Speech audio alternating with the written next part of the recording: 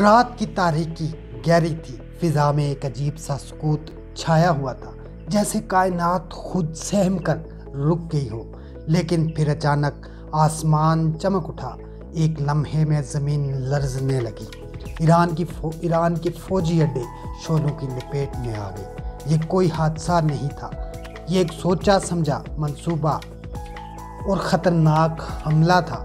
اسرائیل نے رات کے اندھیرے کو اپنا ہتھیار بنایا اور ایک بار پھر نہتے شہریوں پر حملہ کر دیا، اور وہ حملہ کیا جو نہ صرف ایران کے دفاع پر سوال بن گیا بلکہ پورے مشرق وسطیٰ کے مستقبل پر ایک سیاہ دھبا چھوڑ گیا۔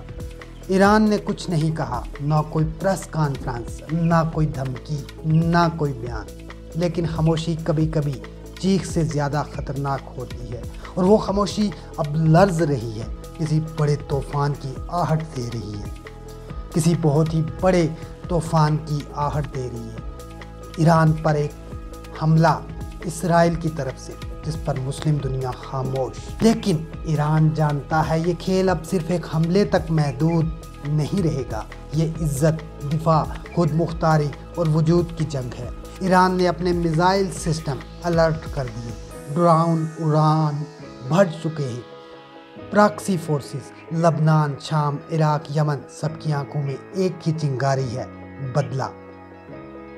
ان شہیدوں کا بدلہ جو رات کے اندھیرے میں اسرائیل نے کیے، ان شہیدوں کا بدلہ جو رات کی تاریکی سے فائدہ اٹھا کر اسرائیل کی جارحیت اور ظلم کا شکار بنے۔ لیکن ادھر اسرائیل بھی خاموش نہیں، وہ جانتا ہے اس نے کس کے دروازے پر دستک دی ہے۔ اس کے F-35 طیارے مسلسل فضا میں گشت کر رہے ہیں۔ آئرن ڈوم نے شہر کو چھتری کی طرح ڈھانپ رکھا ہے، اور زیر زمین وہ ہتھیار جن کا نام بھی اکثر دنیا نہیں لینا چاہتی، نیوکلیئر ہتھیار، وہ ہتھیار جو صرف ایک بار استعمال ہوتے ہیں اور پھر صدیوں تک زمین سانس لینا بھول جاتی ہے۔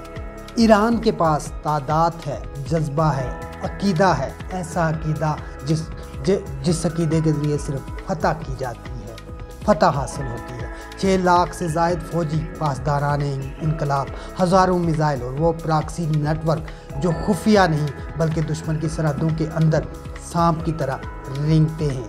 ہر ایک میزائل دشمن کے دل میں چبھنے والا کانٹا بن سکتا ہے، اور اسرائیل وہ چھوٹا ہے لیکن ذہانت میں بے مثال، چال بازی میں سب سے آگے، ظلم میں سب سے آگے۔ اسرائیل کی ایئر فورس کو دنیا کی بہترین فورسز میں شمار کیا جاتا ہے۔ موساد وہ خفیہ تنظیم جو دشمن کی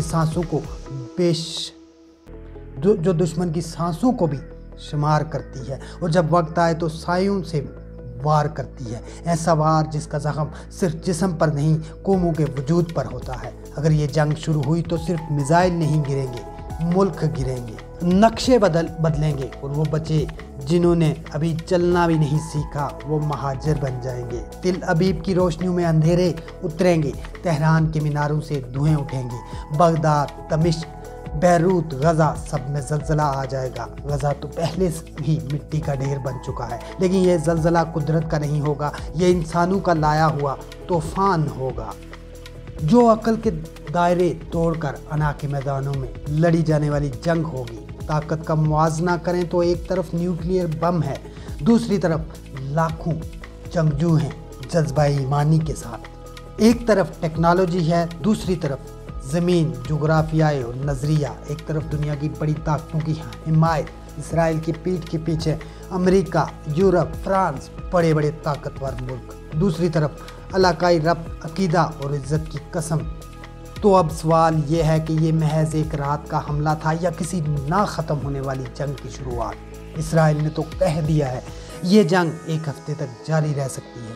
دوسری طرف ایران بھی جوابی کارروائی، اپنا بدلہ لینے کے لیے تیار۔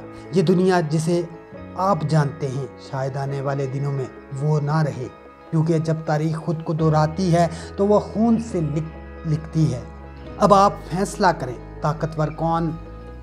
ایران جس کے پاس جذبہ ایمانی ہے، یا اسرائیل جس کے پاس جدید ٹیکنالوجی، سپر پاور کا ساتھ؟ اصل طاقت وہ ہے جو جنگ شروع نہیں کرتا بلکہ اسے روک دیتا ہے۔ और मुसलमानों पर ये दहशत गर्दी, ये तशद्दुद, ये बर्बरियत कब तक? क्या ईरान खामोश बैठेगा या एक बड़े हमले से जवाबी वार करेगा, अपना बदला लेगा और इसराइल को खामोश कर देगा? कमेंट करें, अपनी राय दें और याद रखें ये सिर्फ एक वीडियो नहीं, ये मुमकिन क़यामत का ट्रेलर है। आने वाले दिनों में हालात बदलेंगे, जंग का दायरा कार वसी हो सकता है, मशरक़ वस्ता को अपनी लपेट में लिया जा सकता है, ये जंग पाकिस्तान तक आ सकती है, क्योंकि कुछ दिन पहले इंडिया ने पाकिस्तान पर जहारियत करने की कोशिश की। मुसलमान मुल्क ही हमेशा निशाने पर क्यों पाकिस्तान निशाने पर, क्यों फ़लस्तीन निशाने पर, क्यों लीबिया निशाने पर, क्यों इराक निशाने पर और अब ईरान क्यों निशाने पर? कुछ तो है जो ताकतवर हलकों के जहन में खटक रहा है, और वो क्या है? वो सिर्फ जज्बा ईमानी है। अगर आपको इस तरह की मज़ीद वीडियो देखनी है तो उस चैनल को सब्सक्राइब करें, क्योंकि मैं आपके लिए वो लाता हूँ जो सब छुपाते हैं। अगली वीडियो तक मुझे दीजिए इजाज़त। अल्लाह हाफिज़।